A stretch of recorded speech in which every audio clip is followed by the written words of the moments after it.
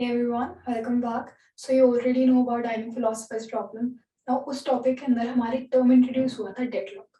So आज हम क्या करने वाले हैं? आज की वीडियो में we'll try to explore this term कि डेडलॉक होता क्या है एंड हम डेडलॉक को इतना अवॉइड क्यों करना चाहते हैं. हम क्यों चाहते हैं कि हमारे सिस्टम में कभी डेडलॉक ना हो, उसके इश्यूज क्या है.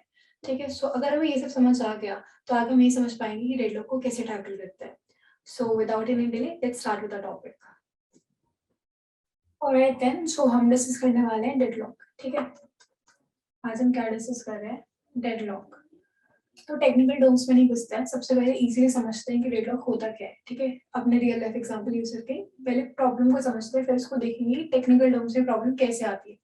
सो क्या था, एक ना 20th सेंचुरी में कांसास में एक स्टूपिड सा लॉ इंट्रोड्यूस हुआ था. अब उस लॉ को मैं स्टूपिड क्यों बोल रही हूँ, यू विल रियलाइज. तो क्या था कि अगर दो ट्रेन ट्रैक्स हैं, ठीक है, ट्रेन ट्रैक्स हैं, एक ऐसे जा रहा है, एक कहीं ऐसे जा रहा है, ठीक है, दो ट्रेन ट्रैक्स है और ये कहीं इंटरसेक्ट कर रहे हैं. ठीक है. सो क्या एक लॉ क्या इंट्रोड्यूस हुआ कि अगर यहाँ से कोई T1 ट्रेन आ रही है मान लेते हैं, यहाँ से कोई T2 ट्रेन आ रही है मान लेते हैं. सो क्या होगा, ये दोनों ट्रेन जब इंटरसेक्शन की तरफ आ रही है तो इन दोनों को क्या करना है, फुल स्टॉप पे आ जाना है. दोनों ट्रेन आ रही है इंटरसेक्शन की तरफ. ठीक है. तो हम ये नहीं कह रहे कि एक ट्रेन रुक जाए एक पास हो जाए, नहीं, हम कह रहे हैं दोनों ट्रेन को ना एकदम फुल स्टॉप पे आना है, दोनों को एकदम से रुक जाना है, आगे नहीं बढ़ना है. ठीक है. कब तक नहीं बढ़ना है, वेट करना है इनको until one of the train passes.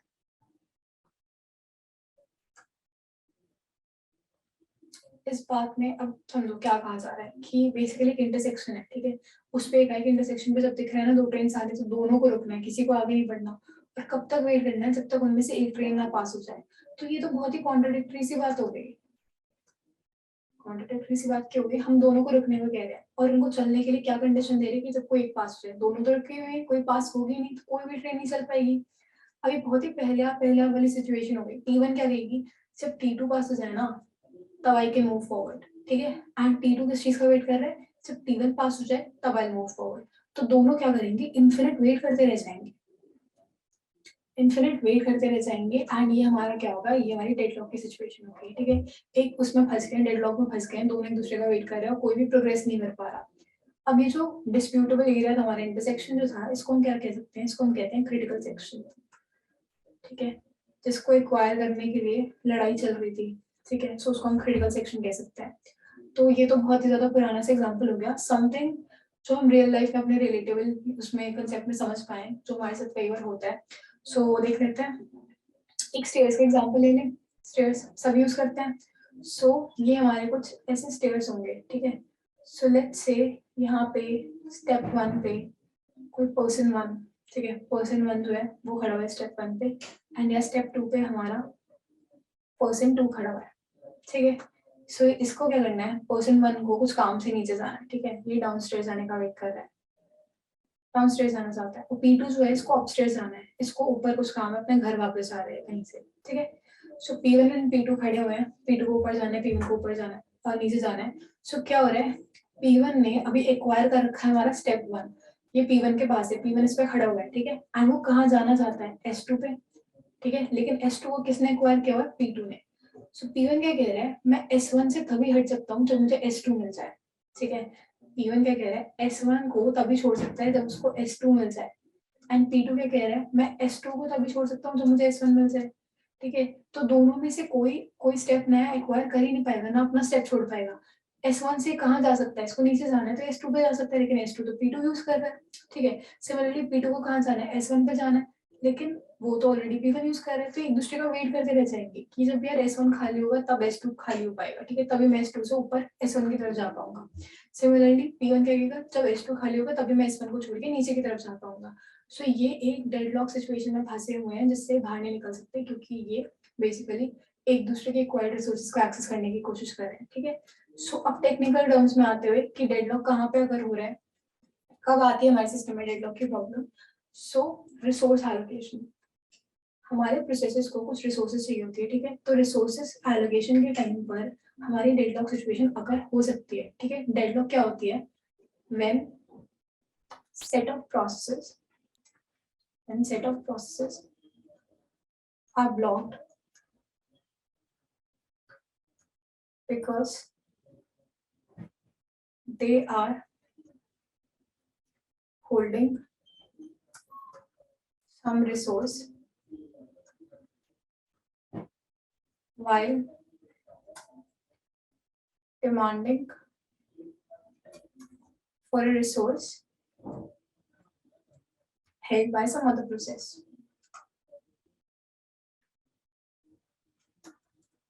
क्या मतलब है इस बात का? क्या कह रहे हैं? कुछ प्रोसेस ब्लॉक हो गए हैं, ठीक है, उनकी कुछ आगे प्रोग्रेस हो नहीं पा रही, सबकी प्रोग्रेस एकदम रुक गई है। किस वजह से? क्योंकि कोई जो प्रोसेस है वो किसी रिसोर्स को होल्ड करा हुआ है इसने ऑलरेडी, ठीक है, एंड वो क्या कर रहा है, वो ऐसी रिसोर्स की डिमांड कर रहा है, वो ऐसी रिसोर्स मांग रहा है जो किसी और प्रोसेस के पास है, ठीक है। सो यही हो रहा था, P1 R1 को होल्ड करके किसको मांग रहा था? R2 को मांग रहा था, जो हमारे P2 ने हेल्ड की हुई थी, ठीक है। सो ये हमारी डेडलॉक सिचुएशन होती है। ऑलराइट, अब डेडलॉक डिटेक्शन के लिए हमारे पास एक चीज होती है कॉल्ड रिसोर्स एलोकेशन ग्राफ, ठीक है। सो रिसोर्स एलोकेशन ग्राफ को डिस्कस कर लेते हैं। ऑलराइट देन, सो रिसोर्स एलोकेशन ग्राफ में होता क्या है, ठीक है।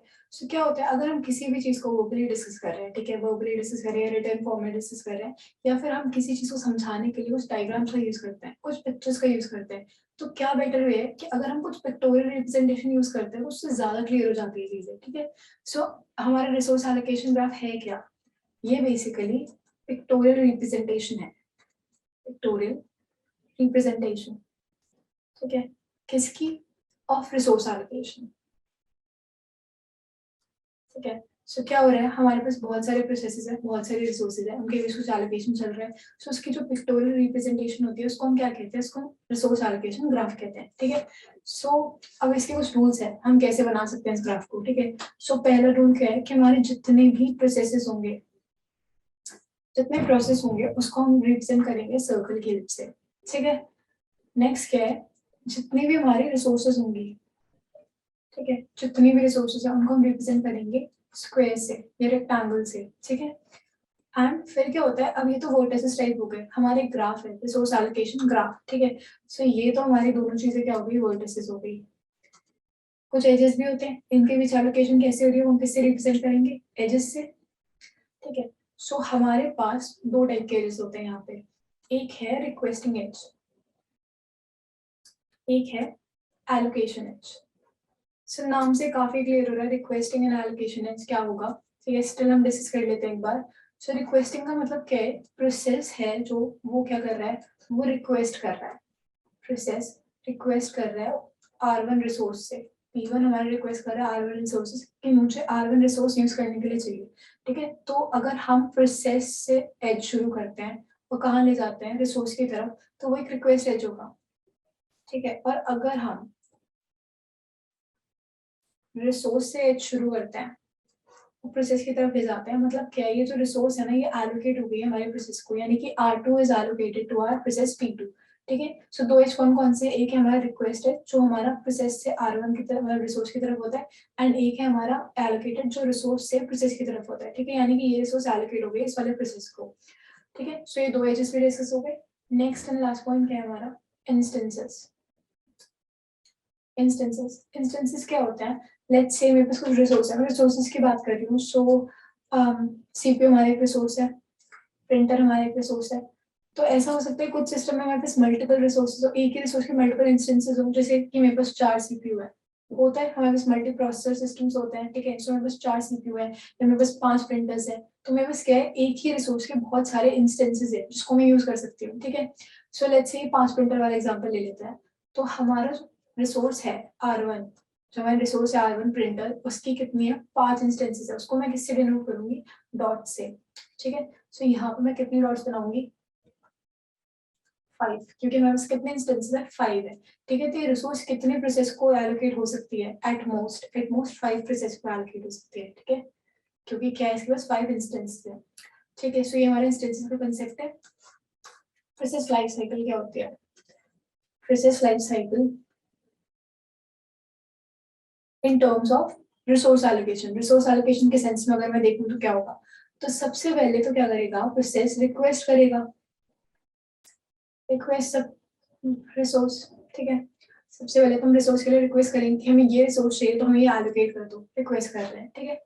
उसके बाद क्या होगी, रिसोर्स हमें एलोकेट हो गई, ठीक है, रिसोर्स एलोकेट हो गई, तो we will use the resource, resource का यूज किया जाएगा, ठीक है, इसको काम करने के लिए यूज किया जाएगा, जो भी कॉम्पिटिशन हमारी थी। उसके बाद क्या है, लास्ट और सबसे इंपॉर्टेंट पॉइंट क्या है, release the resource, release the resource. क्या कह रहे हैं हम, यहाँ पे आपने रिक्वेस्ट करी कि मुझे ये रिसोर्स चाहिए, आपको मिल गई, आपने क्या करा, उस रिसोर्स को यूज करा, अपनी कॉम्पिटिशंस पूरी करी। वंस इट्स डन, जब तक आपका काम कंप्लीट हो जाता है, उसके बाद सबसे पहला काम क्या करो, उसको रिलीज कर दो, उस रिसोर्स को जाने दो, ताकि कोई और उस रिसोर्स को यूज कर पाए, ठीक है। सो ये हमारी प्रोसेस लाइफ साइकिल है in terms of our resource allocation. Alright, so अब हम नेक्स्ट देख लेते हैं कि हमारे डेडलॉक्स कैसे रिप्रेजेंट होते हैं रिसोर्स एलोकेशन में, ठीक है। सो कुछ एग्जांपल्स देख लेते हैं रिसोर्स एलोकेशन ग्राफ के, ठीक है। सो यहाँ पर हमारे पास कुछ एग्जांपल्स हैं, एक एक करके इनको डिस्कस करेंगे। सबसे पहले 2 पॉइंट्स पे कंसंट्रेट करना जरूरी है। पहली चीज, रिसोर्स एलोकेशन ग्राफ में if there is no cycle, ठीक है, अगर कोई साइकिल नहीं है इसमें तो नो डेडलॉक। ये चीज मैं सर्टेनिटी से बोल रही हूँ कि अगर हमारी जो रिसोर्स एलोकेशन ग्राफ है उसमें कोई साइकिल नहीं आ रही है, ठीक है, सो क्या होगा, उससे हमें ये पता चल जाएगा कोई डेडलॉक नहीं हो सकता इस ग्राफ में, ठीक है। अगर साइकिल है, if there is a cycle, तो क्या हो सकता है, मे और मे नॉट हैव डेडलॉक। क्या कह रही हूँ मैं, कि अगर मेरा कोई रिसोर्स एलोकेशन ग्राफ है जिसके अंदर साइकिल आ रही है, सॉरी नहीं आ रही है, तो क्या है कि डेडलॉक नहीं है, कंफर्म नहीं है, कुछ भी कर लो लेकिन उसमें डेडलॉक नहीं हो सकता अगर उसमें साइकिल नहीं है। लेकिन अगर साइकिल है, ठीक है, सो हम सर्टेनली नहीं कह सकते कि डेडलॉक है ही है, मे भी डेडलॉक हो, मे भी डेडलॉक ना हो, ठीक है। तो कुछ एग्जाम्पल देख लेते हैं, इन दोनों चीजों के एग्जाम्पल देख लेते हैं कि कौन से केसेस में ऐसा होगा। सबसे पहला ग्राफ है हमारा, ठीक है, तो पहले आइडेंटिफाई कर लेते हैं अपने एजेस, हमने देख तो लिया था कि जो रिसोर्स से जा रहा होता है प्रोसेस की तरफ वो होता है हमारा एलोकेटिंग एज, ठीक है, एंड जो प्रोसेस से जा रहा होता है रिसोर्स की तरफ वो हमारा होता है रिक्वेस्टिंग एज, ठीक है। सो आइडेंटिफाई करके देखते हैं कौन सा रिक्वेस्टिंग कौन सा हमारा एलोकेटिंग है। सो ये क्या जा रहा है, रिसोर्स से जा रहा है प्रोसेस की तरफ, यानी कि हमारा कोई एलोकेटिंग एज है, ठीक है। ये प्रोसेस से जा रहा है रिसोर्स की तरफ, यानी कि P1 रिक्वेस्ट कर रहा है R2 को, ठीक है। R2 अगेन प्रोसेस की तरफ जा रहा है, ये एलोकेट हो रहा है, एंड P2 से R3 मतलब रिक्वेस्टिंग, ठीक है। सो क्या इस केस में हमारा डेडलॉक होगा, तो अगर हम रूल के अकॉर्डिंग जाए तो नो साइकिल नो डेडलॉक, यही रूल था हमारा, सबसे पहला वाला रूल यही था, नो साइकिल नो डेडलॉक। तो टेक्निकली इसमें डेडलॉक नहीं होना चाहिए, अगर हम सॉल्व करने की कोशिश भी करें, खुद कॉमन सेंस से देखें कि डेडलॉक होगा कि नहीं, तो वो देख लेते हैं। अब P2 मांग रहे हैं R3, ठीक है, एंड P2 के पास ऑलरेडी क्या है, R2 ऑलरेडी है, ठीक है, मांग क्या रहा है, R3 मांग रहा है, क्या R3 किसी से यूज हो रहा है, नहीं, R3 इन यूज नहीं है, तो P2 को क्या मिल जाएगा, R3 में मिल जाएगा, P2 R3 और R2 का यूज करके अपना काम कर लेगा, ठीक है, अपना काम कंप्लीट कर लेगा, तो P2 का काम खत्म, यानी कि जो रिसोर्स R2 है हमारी, ये फ्री हो सकती है, राइट, रिसोर्स R2 हमारी फ्री हो सकती है, तो रिसोर्स R2 फ्री हो गई, ठीक है, एंड P2 का काम डन है, P2 का काम डन है, एंड R2 रिसोर्स फ्री हो चुके हैं। अब P1 जो है वो R2 रिसोर्स को रिक्वेस्ट कर रहा था, ठीक है, अभी फ्री होते ही हम क्या करेंगे, अलॉट कर देंगे P1 को, ठीक है। सो P1 क्या करेगा, अपना काम पूरा कर लेगा with the help of R1 and R2। सो क्या हो रहा है, P2 का काम पहले हो गया था, अब P1 का काम भी हो गया विदाउट हैविंग एनी डेडलॉक, ठीक है। सो हमारा नो साइकिल नो डेडलॉक तो हो गया प्रूफ। नेक्स्ट देख लेते हैं, नेक्स्ट देख लेते हैं। सो इसमें साइकिल है, ठीक है, इसमें साइकिल है, तो साइकिल में हम ये देखते हैं कि क्या इसमें डेडलॉक भी होगा। सो क्या हो रहा है, वापस requesting edge and allocating edge देख लेते हैं। सो R1 P1 को एलोकेटेड है, ठीक है, एंड P1 R2 को रिक्वेस्ट कर रहा है, ठीक है, फिर R2 P2 को एलोकेटेड है एंड P2 R1 को रिक्वेस्ट कर रहा है, ठीक है। सो क्या इसमें एक साइकिल है, तो R1 से P1, P1 से R2, R2 से P2, P2 से R1, साइकिल तो है, साइकिल तो है। तो अगर साइकिल है तो हमने क्या कहा था, मे और मे नॉट हैव डेडलॉक, जरूरी नहीं है डेडलॉक हो, हम चेक कर लेते हैं डेडलॉक है कि नहीं। सो P1 किसको मतलब जाता है, R2 को जाता है, ठीक है, और R2 किसको एलोकेटेड है, P1 मांग रहा है हमसे R2, ठीक है, एंड R2 ऑलरेडी एलोकेटेड है किसको, R2 एलोकेटेड है P2 को, ठीक है, और P2 क्या मांग रहा है, P2 मांग रहा है P1 को R1, R1 किसको एलोकेटेड है ऑलरेडी, R1 एलोकेटेड है P1 को। सो सर्कुलर डिपेंडेंसी आ रही है इस चक्कर में, R1 कभी फ्री नहीं हो पाएगा क्योंकि P1 उसको नहीं छोड़ेगा जब तक R2 नहीं मिलेगा, एंड R2 कभी फ्री नहीं हो पाएगा क्योंकि P2 उसको नहीं छोड़ेगा जब तक R1 नहीं मिलेगा। सो ये हमारा डेडलॉक है, इसमें तो हम नहीं कर सकते कुछ, कहीं प्रोग्रेस नहीं हो रही। नेक्स्ट देख लेते हैं। अब चेंज क्या आया पिछले वाले सिनेरियो में? पिछले वाले में सिर्फ एक इंस्टेंस था, ठीक है, सिर्फ एक इंस्टेंस था, और इस वाले में क्या है, हमारे रिसोर्स R1 के कितने इंस्टेंस हैं? 2 इंस्टेंस है। क्या कुछ चीजें बदल सकती है इसके साथ? देख लेते हैं। सो 2 इंस्टेंस है हमारे पास, एक ये है एंड एक ये है। सो क्या है, ये हमारा एलोकेटेड है, ठीक है, R1 एलोकेटेड है P1 को, P1 मांग रहा है, रिक्वेस्ट कर रहा है R2, R2 एलोकेटेड है P2 को, एंड P2 मांग रहा है R1 को, ठीक है। सो P2 रिक्वेस्ट कर रहा है R1 को, एंड R1 किसको, दूसरा इंस्टेंस इसको एलोकेटेड है, P3 को एलोकेटेड है। सो इस सिनेरियो में डेडलॉक होगा या नहीं? इस सिनेरियो में डेडलॉक नहीं होगा। क्यों नहीं होगा? क्या हो रहा है, P3 ने अपना काम कंप्लीट किया, P3 कहीं और डिपेंडेंसी नहीं है, उसको सिर्फ एक ही रिसोर्स चाहिए थी। एक सेकेंड, थोड़ी जगह ले लेते हैं समझने के लिए। सो P3 को सिर्फ एक ही रिसोर्स चाहिए थी, कौन सी रिसोर्स चाहिए थी? वो थी हमारी R1, ठीक है। सो P3 ने इसको यूज करा, इसके पास अपनी एक रिसोर्स है जो इसको चाहिए थी, इसने काम कंप्लीट कर लिया। P3 तो हमारा डन हो गया, इसको तो भूल सकते हैं। P3 के डन होने से क्या हुआ, ये रिसोर्स खाली हो गई, ठीक है, ये जो हमारी रिसोर्स है ये हो गई है खाली, इसको हम यूज कर सकते हैं। एक इंस्टेंट बचा है, कौन मांग रहा था? P2 बहुत देर से बैठा हुआ था, क्यों? क्योंकि उसके पास R2 तो पहले से था, लेकिन R1 नहीं था, R1 नहीं था उसके पास। अब क्या हुआ, R1 का एक इंस्टेंट खुल चुका है, तो हमने क्या करा, R1 का ये वाला इंस्टेंट एलोकेट कर दिया किसको? P2 को। तो P2 के पास R1 भी आ चुका है, ठीक है, आया, इसने अपना काम कंप्लीट करा, इसने अपना काम कंप्लीट करा, इसके पास 2 रिसोर्सेज को चाहिए थे, दोनों मिल गए, R2 R1 दोनों मिल चुके, इसने अपना काम कंप्लीट कर लिया। ये क्या करेगा फिर, एक तो हमारी R1 को खाली कर देगा वापस, क्योंकि इसका काम हो गया R1 से। दूसरा R2 जो उसका एलोकेटेड थी उसको भी छोड़ देगा, क्यों? क्योंकि उसका काम हो चुका है, ठीक है। सो P3 का काम डन है, P2 का काम डन है, अब बचा P1। अब P1 में रिक्वेस्ट किसे करा था? P1 के पास क्या था, ऑलरेडी एलोकेटेड थी हमारी R1, लेकिन रिक्वेस्ट कर रहा था वो R2 की, ठीक है। अब R2 खाली हो गया, क्यों खाली हो गया? क्योंकि P2 का काम खत्म हो चुका है। तो R2 हमारा एलोकेट हो जाएगा P1 को, इसको दोनों रिसोर्सेज मिल गई, R1 भी R2 भी, ये अपना काम करेगा और डन हो जाएगा। तो इस सिचुएशन में हमारा डेडलॉक नहीं हुआ है, साइकिल थी। अगर हम देखें, अगर हम नॉन एडिटेड वर्जन देखें इस डायग्राम का, सो साइकिल तो थी, ठीक है, ये साइकिल है R1 से P1, P1 से R2, R2 से P2, P2 से R1, ठीक है, एक ये साइकिल है हमारी कुछ ऐसी, ठीक है। लेकिन स्टिल साइकिल होते हुए भी हमारा डेडलॉक नहीं आया, नहीं आया, ठीक है, क्योंकि मल्टीपल इंस्टेंसेस थे। अब क्या होगा अगर मल्टीपल इंस्टेंसेस में मैं डेडलॉक दिखाना चाहूँ, ठीक है, सो उसके लिए नेक्स्ट एग्जांपल देख लेते हैं। सो R1 के 2 इंस्टेंसेस हैं, 2 इंस्टेंसेस हैं, दोनों किसको मिले हुए हैं? P1 को मिले हुए हैं, ठीक है, P1 को मिले हैं। R2 का एक इंस्टेंस है, वो किसको मिला हुआ है? P2 को मिला हुआ है।